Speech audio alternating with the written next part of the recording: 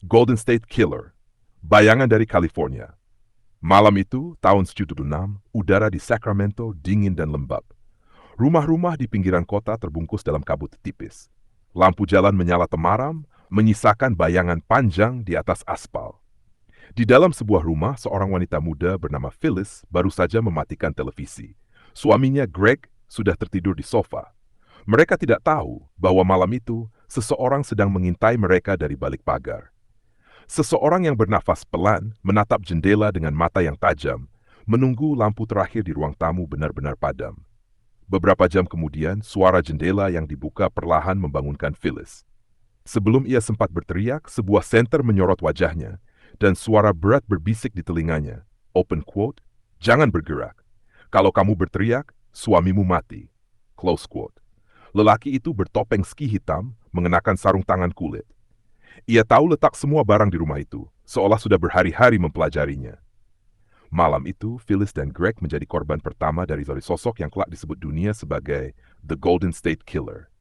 Tahun-tahun berikutnya, California berubah menjadi tempat yang tidak lagi tenang, mulai dari Sacramento, Modesto, hingga Contra Costa. Rumah-rumah yang dulu hangat kini selalu mengunci jendela 2 kali. Setiap suara ranting jatuh bisa membuat seseorang terlonjak. Pelaku misterius ini punya kebiasaan aneh. Ia sering menelepon korban beberapa hari sebelum menyerang, hanya diam mendengarkan napas di seberang telepon. Kadang ia berbisik, open quote, "Aku akan datang malam ini." Close quote. Polisi menamai dia East Area Rapist karena sebagian besar kejahatannya terjadi di wilayah timur Sacramento. Korban pertamanya kebanyakan wanita muda yang tinggal sendirian. Namun lama-lama pola itu berubah. Ia mulai menyerang pasangan suami istri dan caranya makin kejam.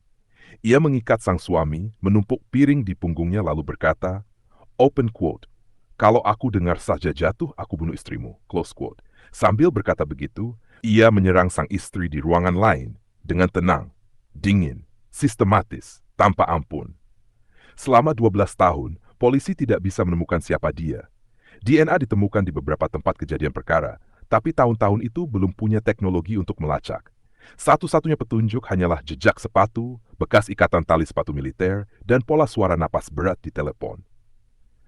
Di antara kepolisian yang frustasi, ada seorang penyidik muda bernama Paul Hulse. Dia tumbuh besar di California Utara dan sejak awal karirnya terobsesi dengan kasus ini.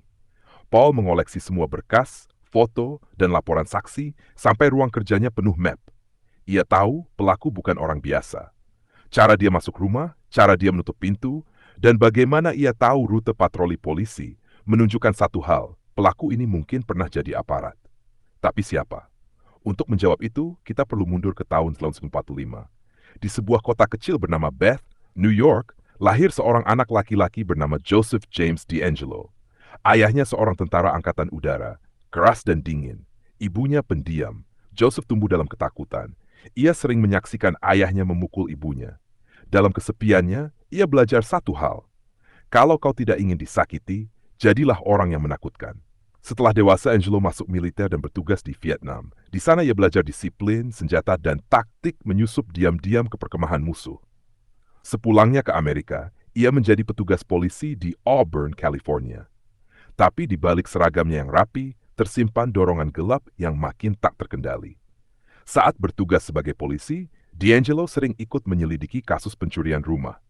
Ia tahu bagaimana sistem alarm bekerja dan bagaimana polisi merespons panggilan darurat. Itu membuatnya tahu cara melangkah satu langkah lebih cepat dari hukum.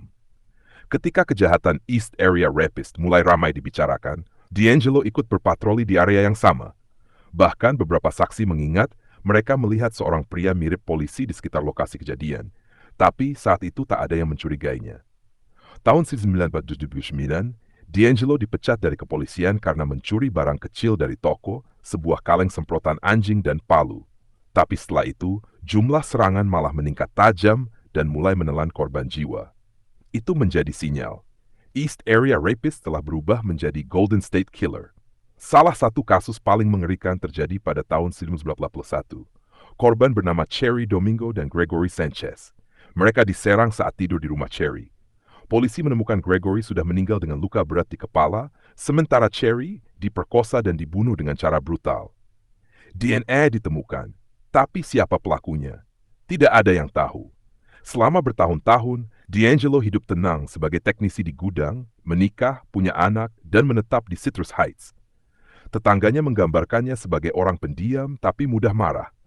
Ia sering memaki lewat jendela, marah pada anjing tetangga, atau mengomel sendiri di halaman.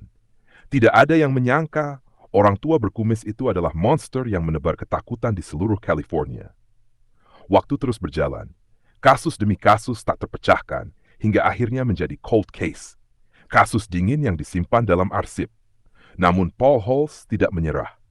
Pada tahun 2015, ia mencoba pernah dilakukan sebelumnya.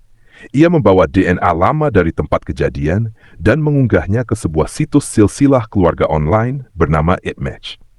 Dalam hitungan hari muncul kecocokan, bukan langsung ke pelaku, tapi ke beberapa orang yang ternyata masih satu garis keturunan dengan si pembunuh.